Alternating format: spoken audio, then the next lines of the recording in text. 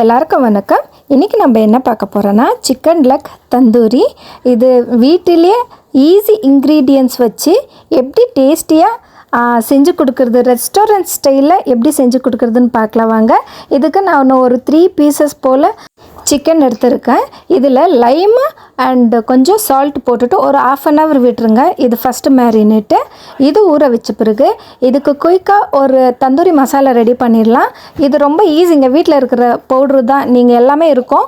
Just தயிரில் add பண்ணோம். தயிர், மிளகா பொடி, மஞ்சள் பொடி, சீரக பொடி, பெப்பர் பொடி அண்டு கொஞ்சமாக கரம் மசாலா போட்டு நல்லா மிக்ஸ் கொடுத்துட்டு சால்ட்டு கொஞ்சமாக போட்டுக்கோங்க. ஆல்ரெடி சிக்கன் ஊற வைக்கக்குள்ளவே கொஞ்சம் போட்டிருக்கோம்.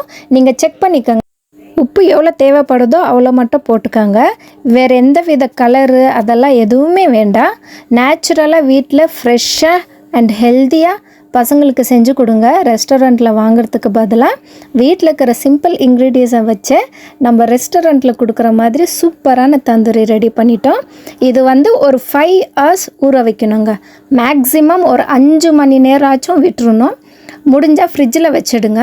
இது நல்லா மேரினேட் ஆகி அந்த மசாலா நல்லா ஊறி வரக்குள்ள சூப்பராக இருக்கும். இப்போ ஒன்றும் இல்லை, பேன் வச்சுட்டு ஆயில் ஊற்றிட்டு அந்த ஊற வச்ச சிக்கனை போட்டுடலாம். போட்டுட்டு ஹை ஃப்ளேம் வைக்கவே கூடாது, ரொம்ப பொறுமை தேவை. அறாமல் இப்படி வச்சுட்டு லிட்டு க்ளோஸ் பண்ணிவிட்டு மீடியமில் வேக விடணும். ஸ்லோவாக சிம்மில் வச்சு இதை ஒரு 5 மினிட்ஸ்க்கு டர்ன் பண்ணோம். ஒரு 5 மினிட்ஸ் மூடி வச்சோன்னா இப்படி ஃபஸ்ட் டைம் நல்லா கொஞ்சம் ஜூஸியாக தண்ணி விட்டுருக்கோம். திரும்ப இப்படி இருக்க சமயத்தில் ஃப்ளிப் பண்ணிக்கலாம். பாருங்கள், இப்படி திரும்பி போட்டுருணும். திருப்பி போடக்குள்ள ரொம்ப கெட்டியாக பிடிக்காதீங்க, ஏன்னா இது சிக்கன் ஆல்ரெடி கொஞ்சம் சாஃப்டாக இருக்கும். லேசாக பிடிச்சி திருப்பி விட்டால் போதும். பாருங்கள், டர்ன் பண்ணி விட்டுட்டு அகெயின் ஒரு 5 மினிட்ஸ்க்கு மூடி விட போகிறோம். மூடி வச்சுட்டு இதை நல்லா குக் பண்ணி வர்றதுக்குள்ளே இதுக்கு ஒரு டாப்பிங்கு, ஒரு பட்டர் டாப்பிங்கு. இது பாருங்கள், பட்டர் எடுத்துகிட்டு நல்லா இப்படி ஸ்பூனில் மேஷ் பண்ணிவிட்டு இது கூடவே ஒரு 4 பல்லு பூண்டு எடுத்துகிட்டு இப்படி சின்னதாக கிரேட் பண்ணி போட்டுருங்க. போட்டுட்டு அதை நல்லா மிக்ஸ் கொடுத்துட்டு இந்த சிக்கன் கொஞ்சம் ட்ரையாக இருக்கும், ஒரு 70% குக் ஆகிருக்கணும். தென் அப்போ குக் ஆகிற சமயத்தில் அந்த பட்டர் டாப்பிங்கை கொஞ்சம் கொஞ்சமாக அந்த தந்தூரி மேலே போட்டு விடுங்க.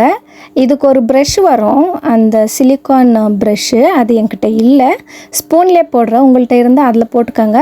அது லெக்கு ஃபுல்லாகவே ஸ்ப்ரெட் ஆகி சூப்பராக இருக்கும்.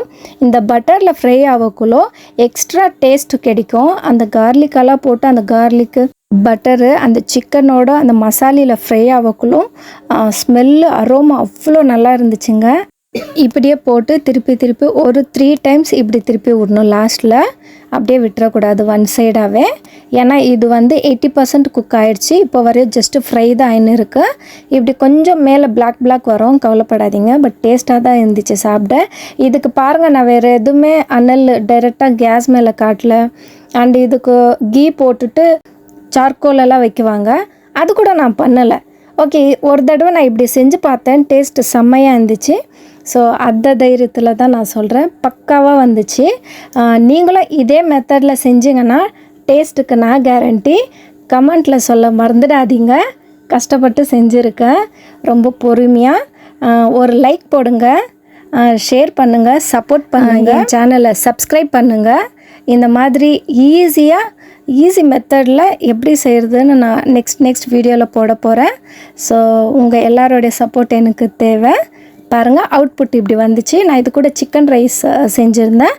சிக்கன் ரைஸும் நான் சேனலில் போட்டிருக்கேங்க. உங்களுக்கு டைம் இருந்தால் அதையும் செக் பண்ணுங்கள். மறக்காமல் சப்ஸ்கிரைப் மட்டும் பண்ணிவிடுங்க. 2 தடவை சொல்லிவிட்டேன். நெக்ஸ்ட் வீடியோவில் பார்க்கலாம். பாய்.